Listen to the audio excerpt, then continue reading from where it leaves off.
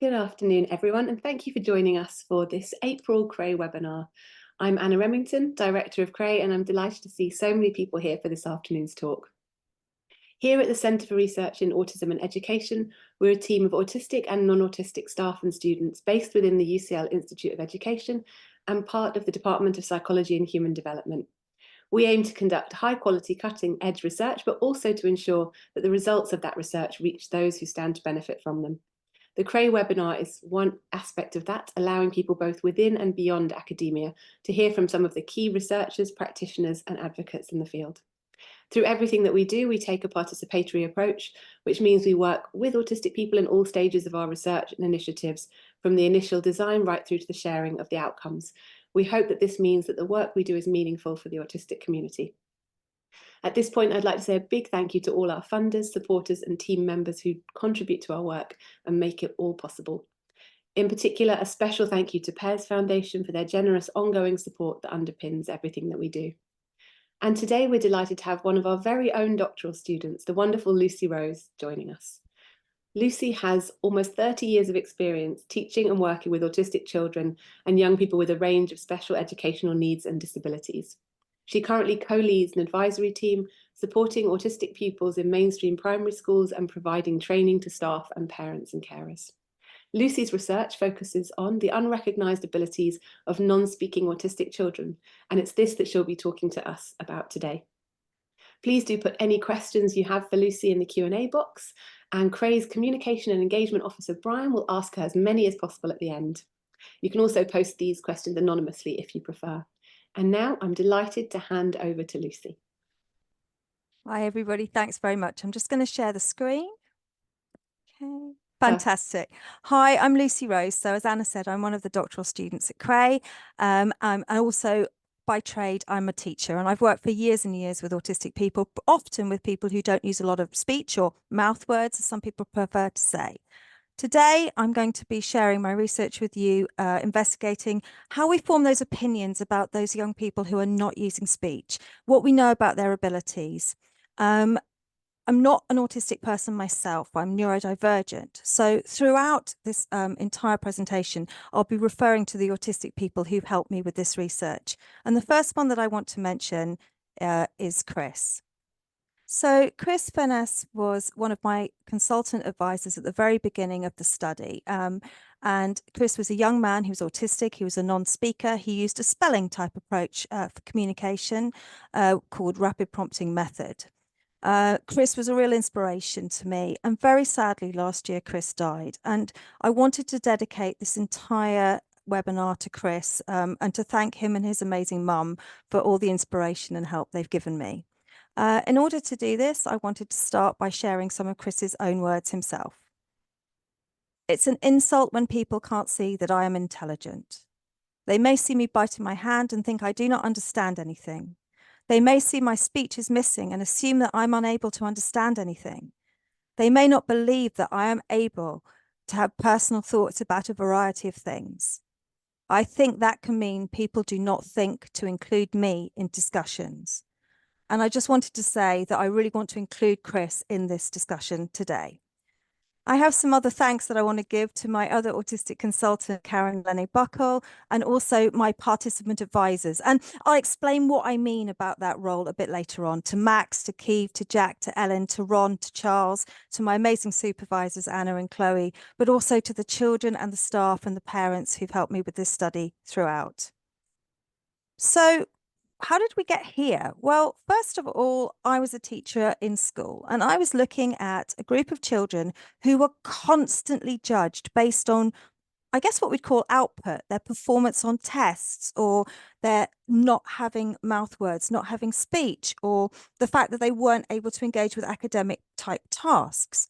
And I noticed that the curricula that they were being offered was very much based on this output and not based on possibility or ability or potential. But what I did see and what my colleagues saw was some amazing things from these young people, what I call stealth literacy. So let me explain what I mean by that. Stealth literacy is the term we use to describe young people who could clearly read, who were able to type, And none of us had any recollection of having taught these children this. They seem to have acquired it and taught themselves.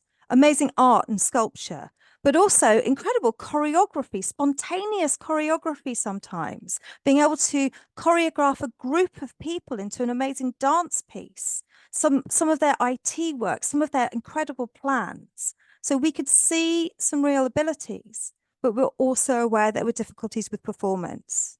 And let's look at that term abilities that I'm kind of using throughout. I mean skills, I mean knowledge, and I mean understanding.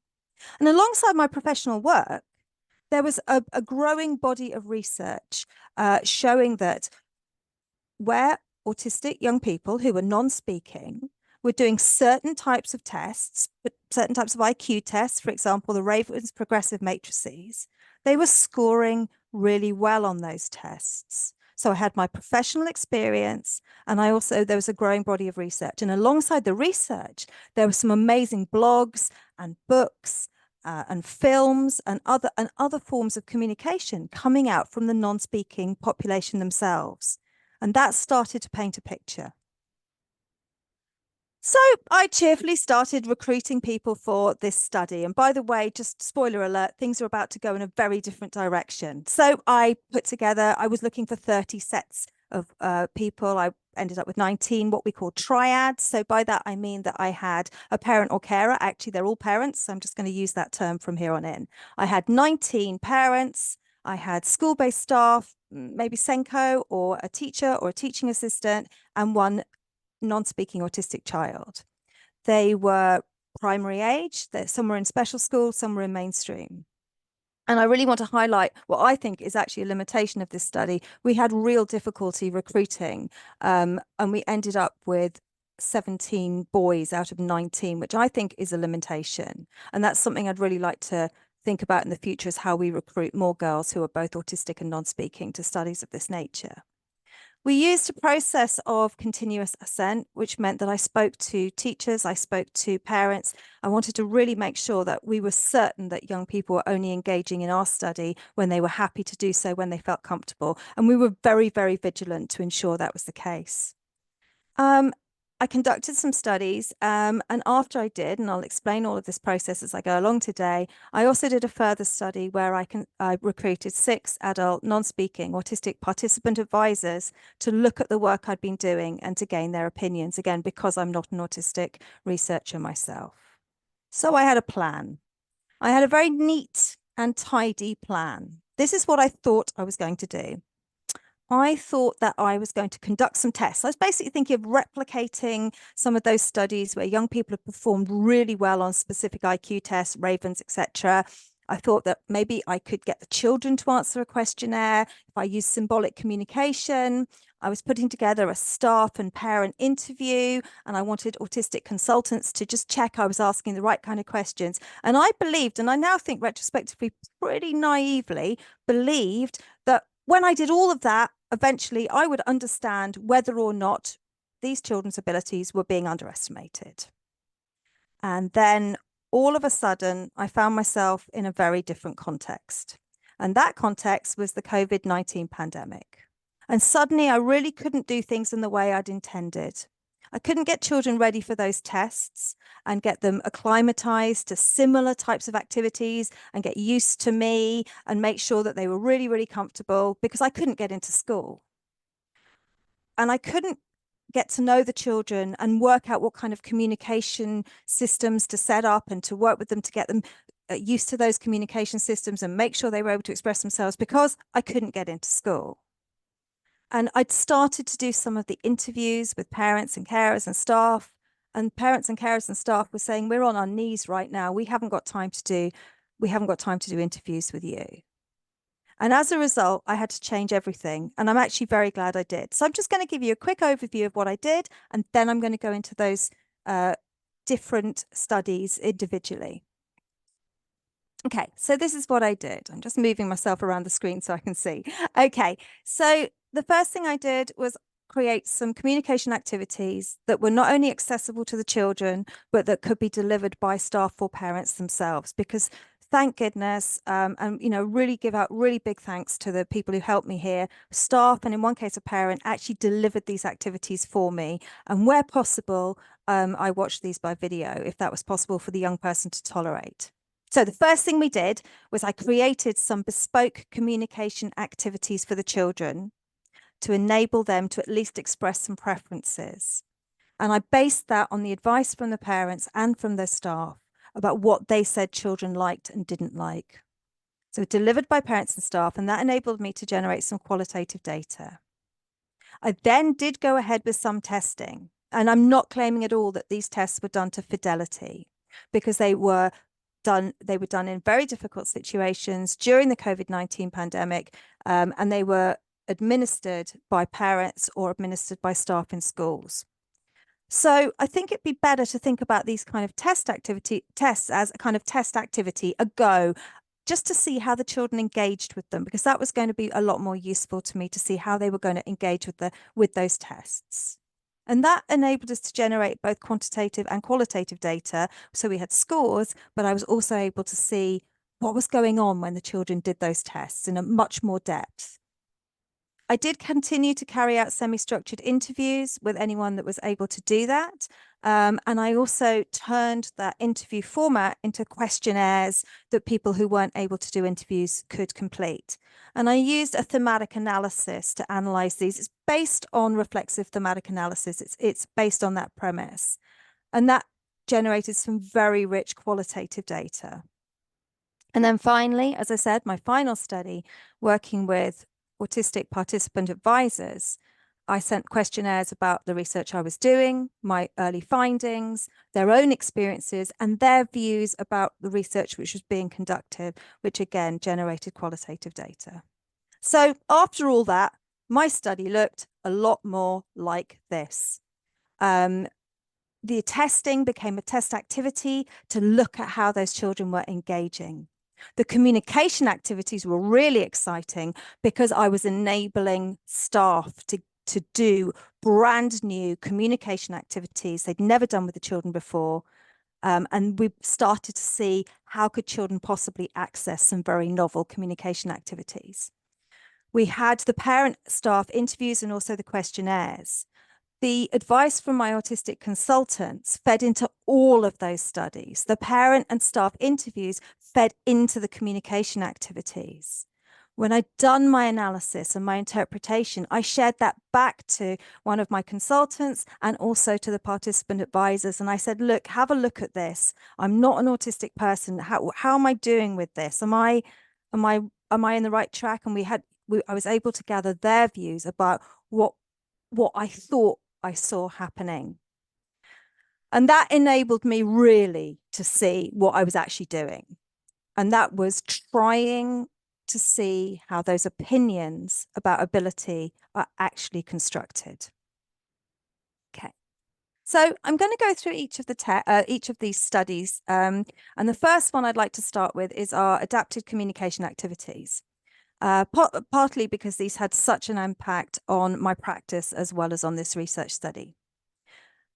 It would be wrong to claim we were able to get the children to express any more than preferences, what they liked, what they disliked. But bearing in mind that for some of these young people, they had never expressed these preferences before. It was a really exciting study.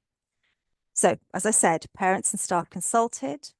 These activities were based on the principles of the Talking Mats activity. So for those of you who aren't familiar with Talking Mats, you have categories that young people sort symbolic cards, sometimes with words on, sometimes words without symbols, into categories, things we like, you don't like, things you're not so sure about.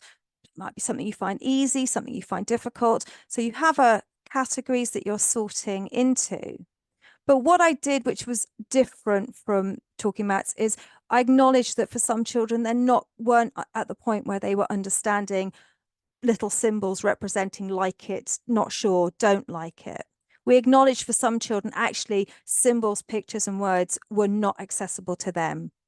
And so we put together a wide range of really exciting things in collaboration with the school and with parents that children could really engage with, that they could sort into things that they liked and they didn't like. We used real objects. We used tactile, sensory, smelly, touchy things that the children were familiar with, start finding out if they liked or disliked them. We also did sound recordings on sound buttons. If you're able to see like sound buttons where we would record music or noises to see whether the children would accept them or reject them. We also use real objects. For example, we were talking about food. We use real food items. We also use things like plastic food items for children to sort into I like it, I don't like it. And we did it by using, for the children who could access that, you know, smiley face or I like it, words I like it, I hate it. But for the children who couldn't, we had some quite innovative approaches. And one of them was generated by one of the teachers who was involved in the study. She said that the children we were working with, there were 2 children in her school, and there were 2 members of staff in the little triad. And she said those children would not be able to understand I like it, I don't like it. A smiley face, a sad face, it's not going to be meaningful to them necessarily. We're not sure they would understand it, but she thought they would understand throwing things in the bin. And she thought they would understand putting things they really loved into a treasure chest because it was something they were familiar with. The treasure chest was something they were familiar with within their own experience. And so that's what we did. And that was really interesting. For other children, we gave them a special camera and we got them to take photographs. We got them to take their own photographs. And some of the children were able to sort their own photographs into things they liked and they disliked. And for one child, I put together an online game, which was a touchscreen game where the child was able to touch different items in order to choose the thing, show that they were choosing the thing that they particularly liked. So you can see we've used a really wide range of things just for those children. And I realize I've moved my square. I'm very sorry. Hold on. Yeah, we've used a wide range of things to enable the children to communicate with us. And I wanted to share a particular single result with you, which was a young person who had staff clearly thought that they didn't like activities that they associated with work, with school-based work. They really weren't enjoying that, but staff wanted to double check that was the case. When we gave them the option of a rubbish bin, the young person very clearly got the symbol and the words for work, and those went in the bin, and the pencils went in the bin as well. It was a really clear communication. And the general findings from those activities were really interesting as well. By the way, any images that I've included, they're generic images. None of these are images from the actual study. None of these are images from actual tests. First of all, every child engaged in some way. So we had 10 of the original 19 had a go at some of these activities, and 10 of the original 19 were able to do something. In one case, the child only took a single photograph, but for others, they engaged in a much bigger way. The photographs didn't only represent things they liked. That was very interesting, and I wasn't expecting that. Children took photographs of things they didn't like and sorted those into don't like. That I hadn't anticipated. The choices they made weren't only reflective of what the adults had thought. And the adults' responses to the children doing it was the most exciting finding for me of all. Saying things like, I can't believe he did that, so now we know, or I'll have a go at that again, I'll try that with other stuff. Really excited by the fact that children could express preference. And as a result of that, we have included that in the work that we do across the borough. And now non-speaking autistic children are invited to express preferences when we're writing reports for their annual reviews, when they're transitioning. So this has become a fundamental part of our practice that we share with our schools. The second study that I did with this group was based on those tests. I was wanting to replicate studies that had been done previously. We realized we couldn't, so we were doing this kind of test type. We were doing the tests as an engagement activity, staff or parents delivering. Again, this is not the real test. I've just done a kind of mock-up to explain what the test is about. The first one was the Ravens Colored Progressive Matrices, which is a 36-item test comprising of colored shapes where the participant selects the right answer and pops it into the right place. So in the original test, children are pointing at the answer that they think is the correct answer. I actually replicated a study where using a board form of the test. I think I'm blurring too much to see that, but replicated a study using a board form of the test where the child was doing it like a puzzle. They were selecting the image that they wanted and putting it in the right place. I also used the shorter form of the test for all of the children in the study, whatever age they were, because that's recommended for children with additional needs or higher support needs. And the results were very, very interesting again. And again, for me, how the children engaged was as interesting and as important as the results themselves, as the quantitative data. We found that 4 of the children didn't attempt the test at all, and that was totally respected. So in the principles of continuous assent. Of those who did engage, we saw some really quite low scores, and I'll explain a little bit more about why we think that was happening. But one of the children did score within the average range, and that was very interesting as well. So we found the staff were really surprised that the children engaged and really positively surprised. We found that where we offered the children distractions, that they engaged better, drawing or eating or doing things like that. That was, they were able to continue testing a bit longer. We found that a number of the children stopped as soon as they started making mistakes. So in order to explain that, I need to highlight the fact we didn't tell the children if they made a mistake. We felt that some of them knew, or possibly they were finding the activity less enjoyable as it became more effortful. And there is some research evidence that that may be something that's happening when those kind of tests are being done. And we thought very strongly about the impact of motivation, particularly where on the child who scored within the average range. I had already been told that this was a child who really liked doing puzzles, really liked doing those kind of activities. So we did see that motivation played a part in engagement in that test. We also did a second test, which is the British Picture Vocabulary Scale. Again, these pictures are not from the test. This is a receptive language test. It's a multiple choice, so the tester says the word and the participant points or indicates in some way which word they think it is. And in the real test, those are coloured images. So let's have a look at the findings from that. What we found there, we had 5 out of the 10 children attempted that test. The raw scores were really quite low for that test again. But again, what I found particularly interesting was what they did during that test experience.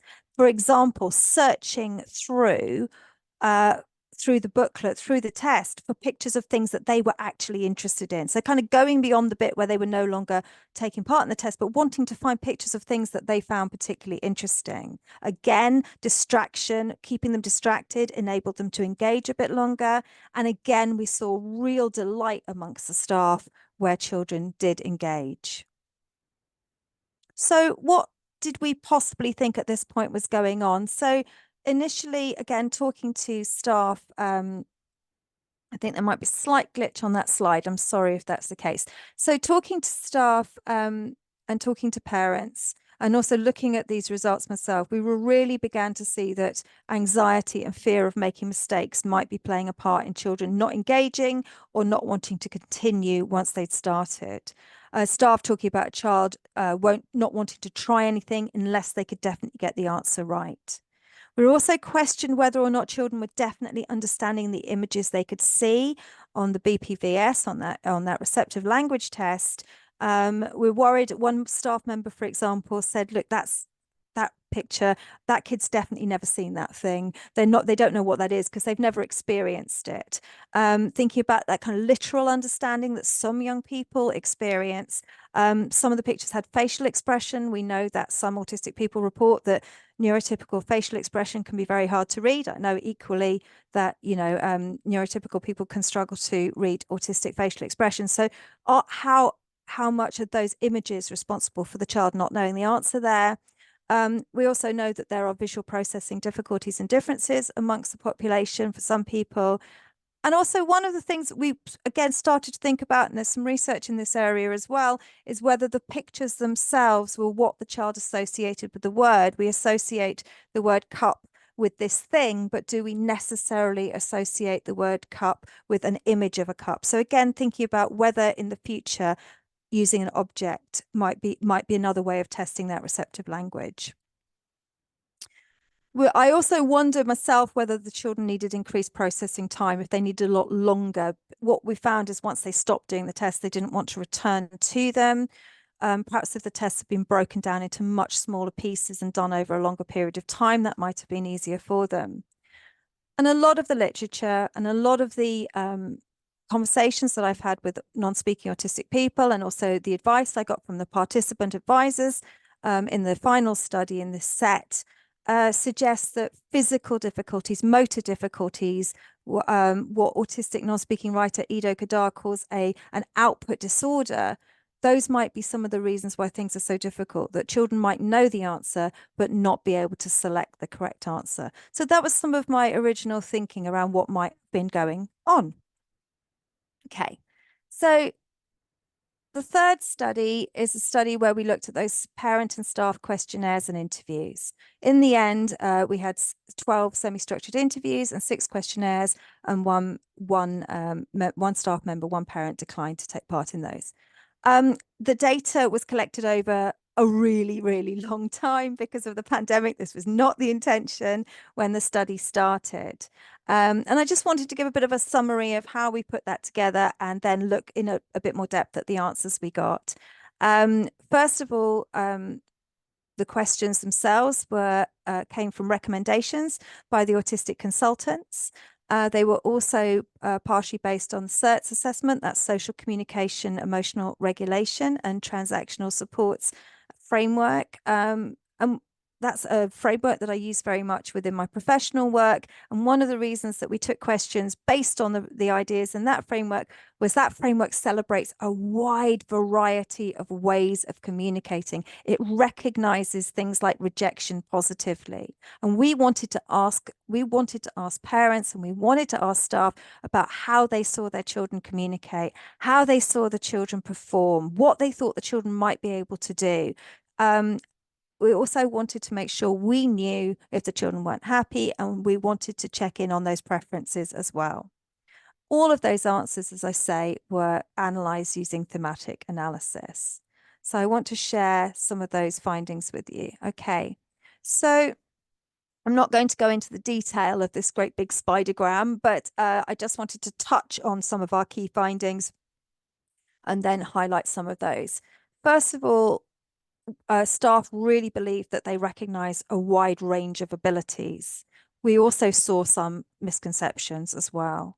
We saw that there were certain things that made things easier for the children, facilitators that made things a lot easier. And we also started to recognize, I started to recognize some really common obstacles that were making things a little bit more difficult. So that's what I'm going to share with you right now.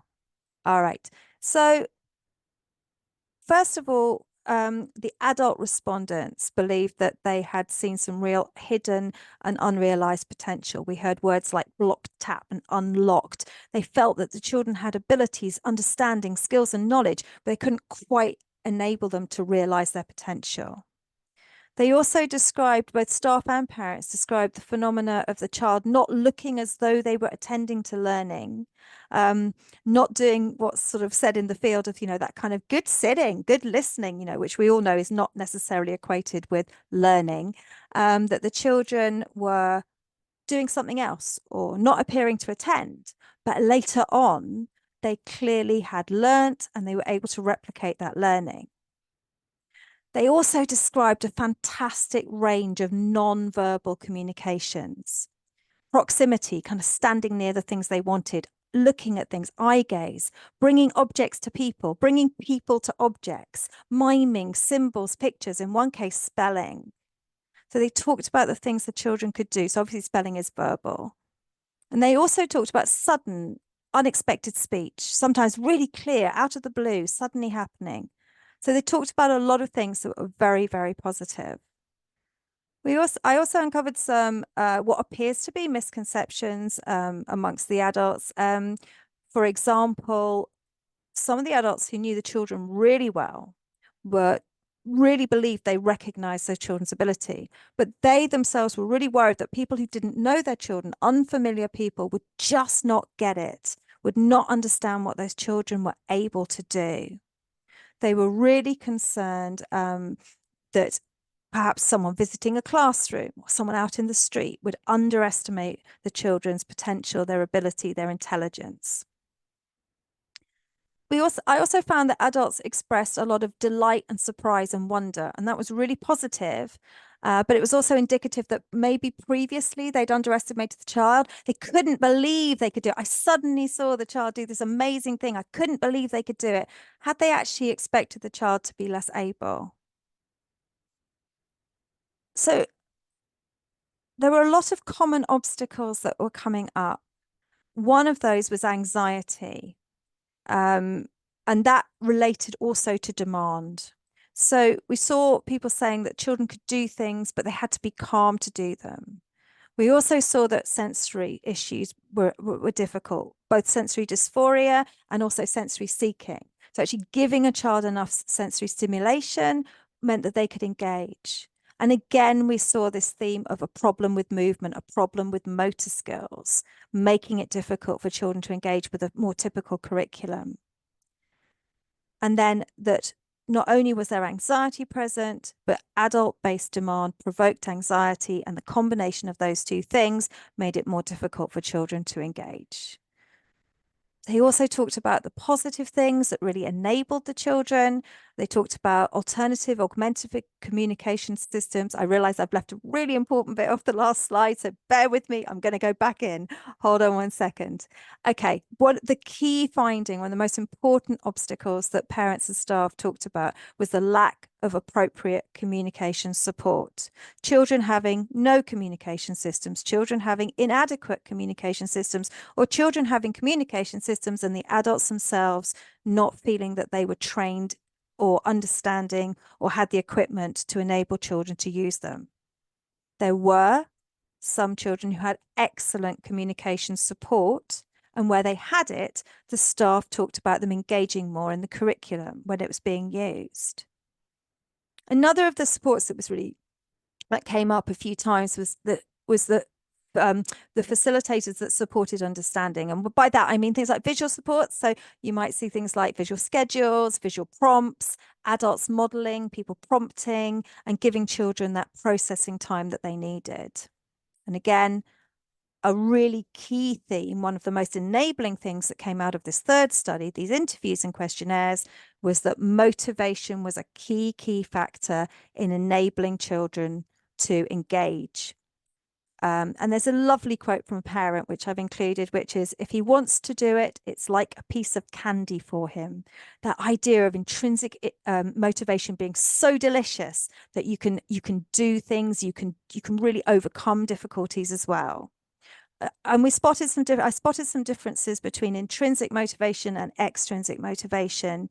I noticed that engagement and attention and perseverance were better when children were really enjoying themselves, based on the reports of the adults. The reports of the adults suggested also that where children were working towards something rewarding, we saw better initiation and sometimes better communication. And autonomy, giving the children pursuing their own activities they wanted to do themselves and felt able to do themselves, meant that there was more communication and that they could engage more freely. So there's a wide range of responses from those adults. And so I had a lot of data. I had a lot of information. I had 3 studies.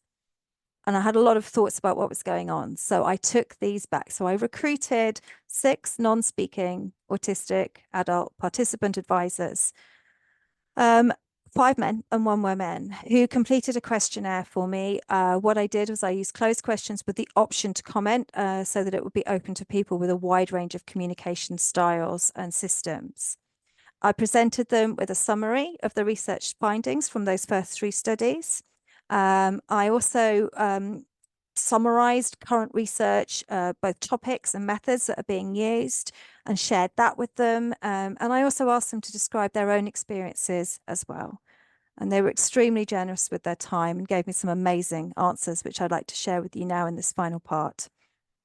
So I've abbreviated here to PA. Okay. So the PAs described themselves being underestimated in education. I had thought that perhaps there was a lot of recognition of ability amongst staff and parents, and I think there was. But the participant advisors suggested that actually all children who are non-speaking autistic children within school get underestimated, and that even though some adults tried, really tried and did understand them, that there would still be areas where those children might be underestimated. Most of the participant advisors believed that motivation did have a positive impact, but not on ability. It didn't change a child's ability, it changed their engagement. Motivation supported engagement, but not all of the advisors agreed with that. And again, the advisors drew me back to this idea of motor difficulty. Sometimes that children might have a motor difficulty, and that all the motivation in the world was not going to enable them to overcome that. And also the idea of an impulsive choice. You know, we'd set up these choosing activities for children. How did we definitely know they weren't making an impulsive choice? What were we doing to ensure that that wasn't the case? They talked about their own experience of being thought not to be intelligent and full of language. Easy not to see language when you have less speech, and needing a lot of support from a team to get them to the point where they were here and able to show their intelligence of their own experience of the situation. We talked about those research priorities, what's going on in research today. And the priorities amongst the participant advisors was absolutely communication support, more about alternative augmentative communication, including that rapid prompting method that I mentioned earlier. That assessing intelligence is important, but only when it relates, back to support, making sure you're giving people the right support. And this relates back to this idea of children getting this very simple curriculum because their abilities are based on performance and not what their potential is or their real abilities. Difficulties, they raised questions about difficulties with this idea of autism awareness. And I know it's autism awareness at the moment. It's really important that autism awareness doesn't lead people to think that all autistic people are the same. And though the least support was around research for developing speech, around research around behavioural interventions, and some of the participant advisors expressed some really significant concern about those kind of that kind of research, those kind of approaches. There wasn't the same support for causes of autism or educational methods. And one sort of piece of caution for researchers, which I think is really interesting and really useful, thinking about often in educational research, we go into schools, we observe in schools, but actually we need to be going in and observing at home as well. And we are beginning to see more researchers thinking in those lines around observing at home, questioning at home, testing at home.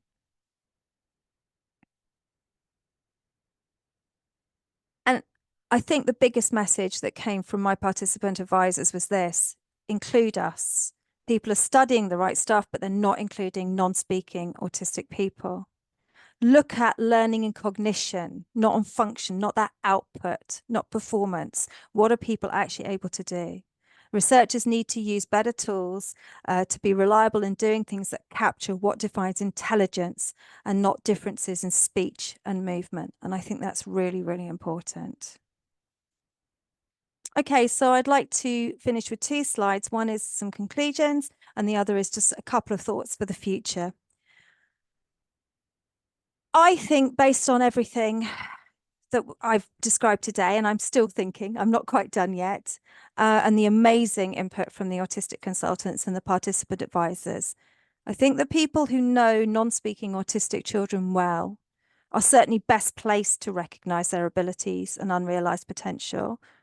But I do think there are still misconceptions. I do think children are still underestimated. I do think that the lack of appropriate communication support is one of the biggest difficulties. I think motor difficulties go unrecognised and those impede performance. And actually, it's very difficult to use traditional communication supports if you have motor difficulties. I think we often mistake anxiety or sensory and perceptual differences or autistic inertia for lack of ability. I think we're seeing the wrong things there.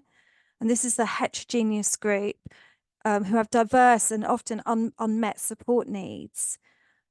And some autistic non-speakers will surely have co-occurring disabilities, just as there are people with learning disabilities in the rest of the population.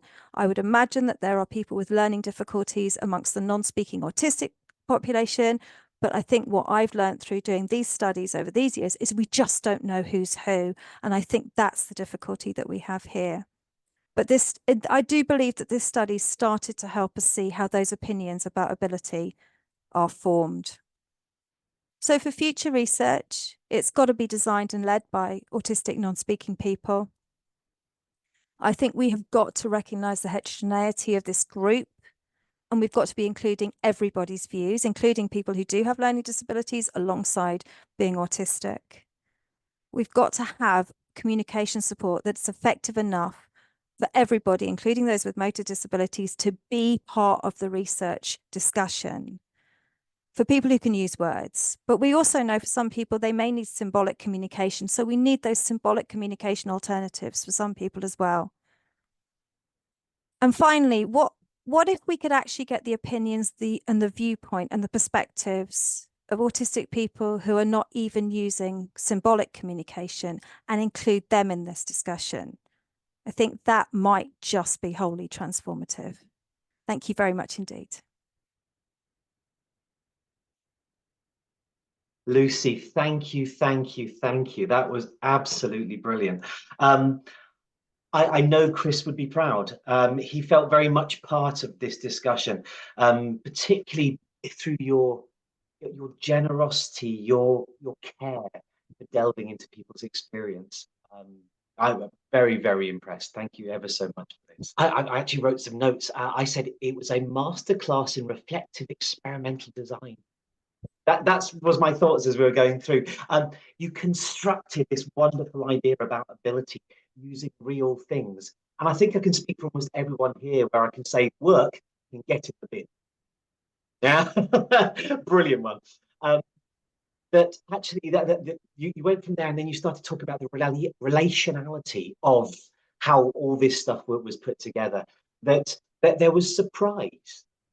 From the staff in particular, and yeah, that's a tricksy one.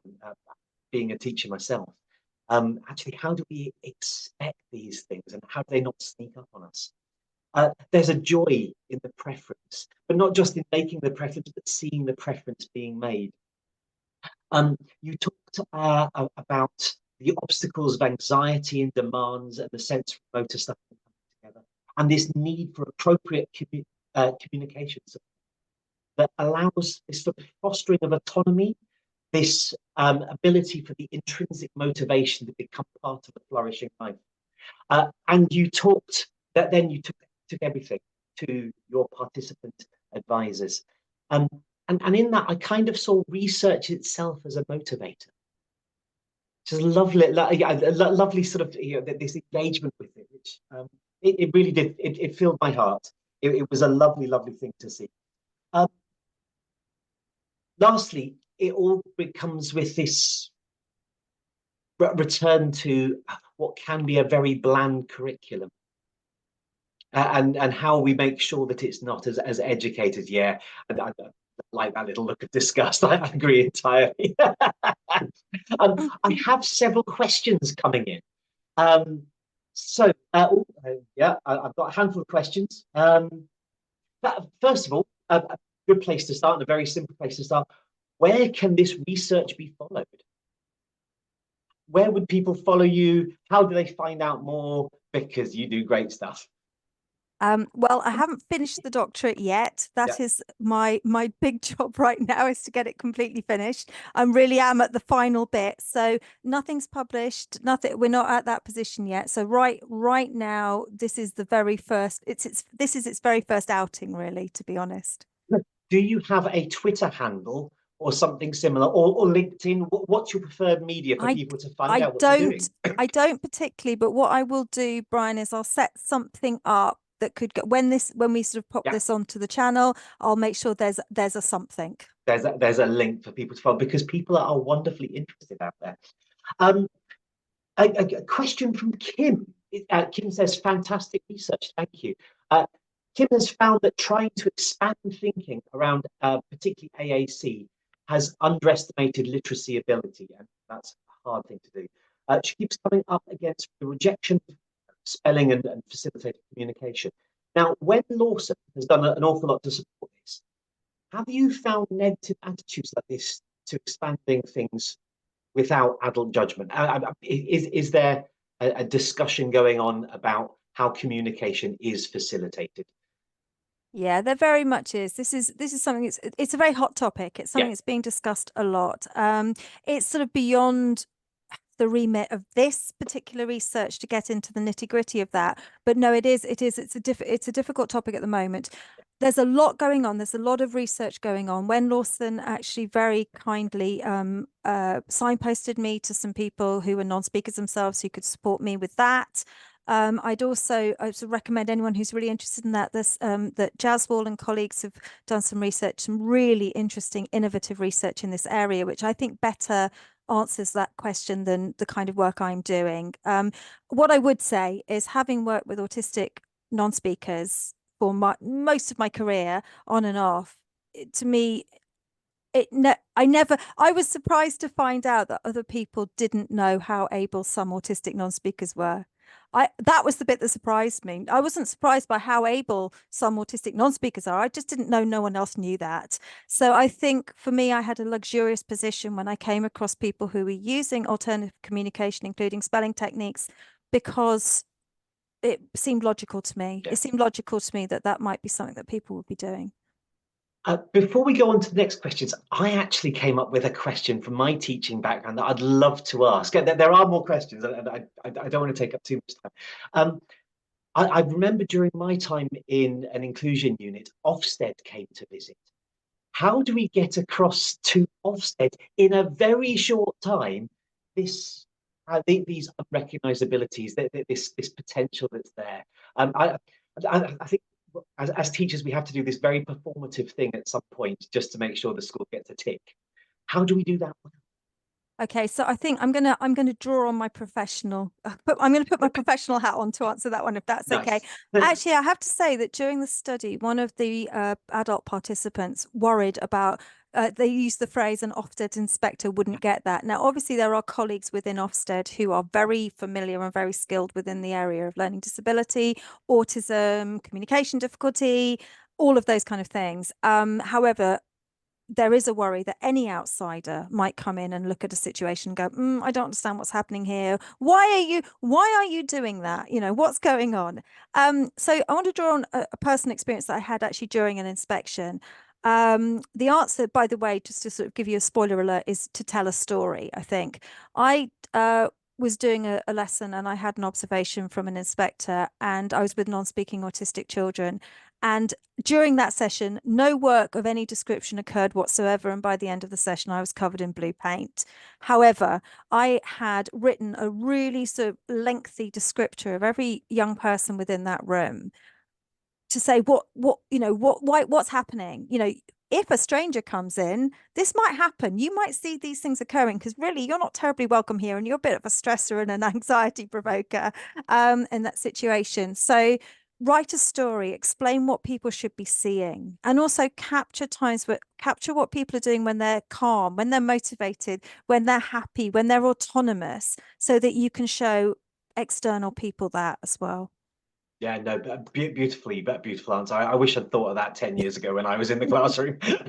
Writing a story so that other people can understand the pressures that other people's presence puts on in those classrooms. Moving on with the questions from other people, not just me. So a question from an anonymous question. What did you see were the barriers to using a wider range of AAC options, including high-tech AAC in the classroom? Right. I think the biggest barrier Yeah. is support to use it. I think we need to know what's out there. I think colleagues from therapies like speech therapy and occupational therapy need to be funded properly so that they can be accessible to all.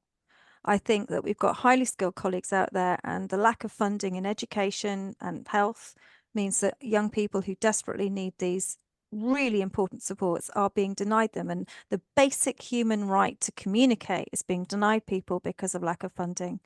That's for me is the biggest answer. You can be very creative with a shoebox and a toilet roll, but ultimately there's some fantastic, high-tech AAC out there, and it should be available to those that need it. Yeah, bang on. Spot on. Taking that whole funding of the speech and language therapists, did you find that the participants you were working with, had they gone through the whole speech and language therapist prior to your research, or was it part of what you were doing? What's the context of speech and language therapy? Yeah, it's varied. I think because I was doing it during COVID, it would be a very unusual time. So typically, yes, there would be speech because some of the children were in specialist provisions, so they would have a slightly different allocation of speech and language. I think actually looking at the situation, some of the children were really young in the study. Some of them were, reception class children during the time of COVID who were having a lot less access to therapies than would be typical. So in a way, this is a little bit of an atypical study. That sort of kind of leads on that atypicality. Just random Brian question again. Did you like being shooken up by the whole COVID thing? Did it make you do things differently, just as a researcher? It changed everything beyond all recognition. And, if I'm really, I went through a phase of I'm going to continue doing this, whatever happens. Schools were shut. I was parent to and homeschooling a child who is neurodivergent. I was, I have a disability. I have a health condition. I have ADHD. I was juggling everything, and I was, going to continue with the research as well. And for a couple of years, to be honest, I've thought that was a crazy thing to do. I should have just pressed pause and done something else. And I don't feel like that anymore. Pauses are boring. Pauses are boring. What it did allow me to do, taking loads longer, is for some really exciting, innovative research to come up in the last couple of years. I mean, some stuff that was published like a month ago that's really, really exciting, and it would have been a lesser study without that. So I think that was really good. But also, I think, that original picture I had with the test and the interview, and I think that was really dull, and I don't think that was going to give the answers I thought it was going to give. I think, and I don't know that I would necessarily have engaged with the participant advisors in the way that I did if I hadn't had all those COVID delays. And I just want to put out there that I also got diagnosed with ADHD halfway through this process. So I started this process in a very different place from where I was when as I'm eking towards the end of it. It's that thing that sort of just makes things shimmer a little bit because it's all a little bit different. And actually, with that whole development of novel thing, that really pans on to a lovely question that's been posted here. So yeah, they talk about the behavioural focus in special needs education. It can limit agency and autonomy, and there are limited resources which lead to uninteresting, shall we even say boring, learning environments. So this sort of boring environment, how much of an impact were these factors on engagement in usual class things compared to the interesting novel things that you were doing? I think maybe this is a self-selecting sample, but Okay. actually the schools that engaged were doing some really brilliant stuff already. The schools that particularly because we had some really young children, so they were doing that very play-based curriculum anyway. We've also got schools who are continuing that play-based into the older age ranges, which is really positive and exciting. So I think the schools who wanted to engage with this were already doing some really great stuff. I think if you did it might be a very different study if you did a random sample. But what I do, if you were to only base your curriculum on a standard measurement of performance, that's when you get funneled into the less interesting stuff, and maybe your needs cannot be met in the environment that you're in.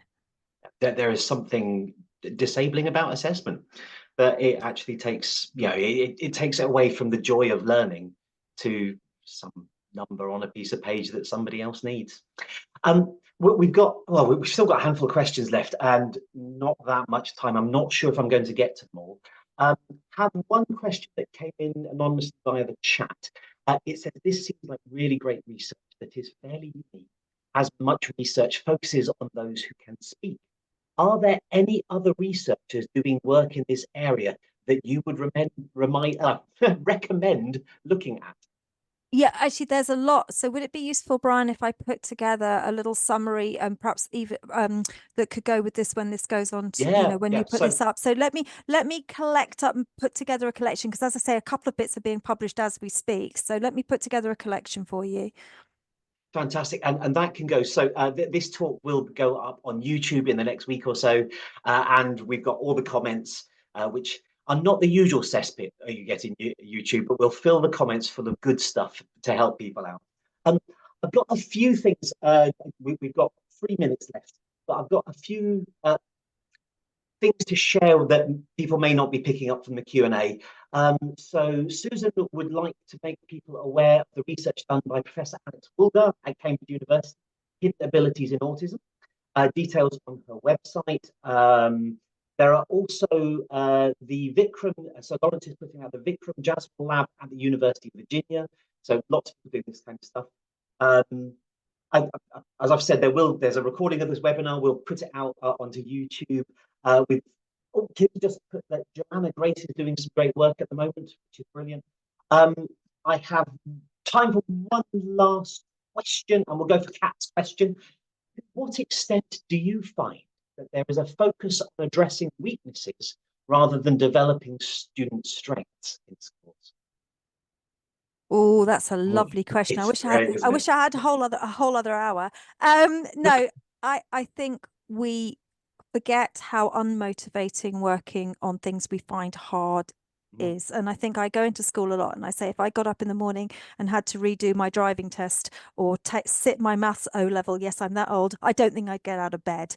So I think we do that a lot. We do notice that. But I think good schools are really understanding how motivating building on success are. I am seeing some really positive stuff out there as well. Mixed bag, I think. And I love that as just sort of the last message to end with. Have schools that use motivation to bring the joy of learning together. It really is.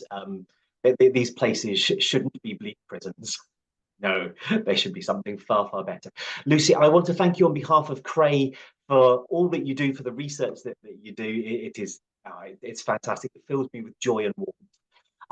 To remind anyone listening that if you go to ioe.cray.ac.uk/events, you will find the next few months worth of webinars. We have Jeff Bird talking about the inability to spot emotions. I've forgotten the word. Luci, help me out here.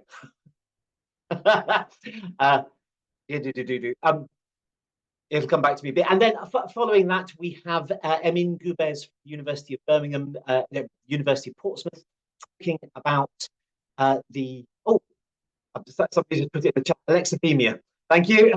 But yeah, Emily's talking about university and autism, which is something that I get very excited about as well. So thank you all. It's been so lovely to have you all join us, and we are hopefully finishing properly. Thank you, one and all. You take care, people. Thank you.